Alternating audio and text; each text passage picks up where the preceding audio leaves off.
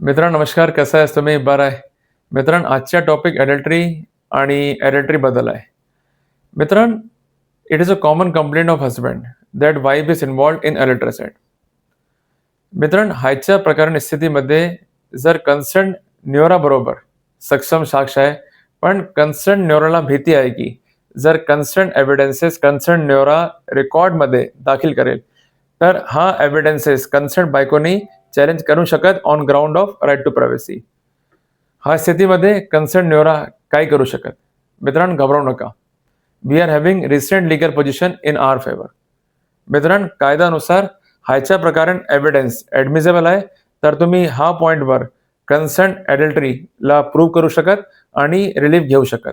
पण लक्ष घ्या, ह्याच्या प्रकारे एव्हिडन्स दाखल करण्यासाठी तुम्ही कलम 63 BSA ला पूर्ण पालन करण्यास बांधील आहे.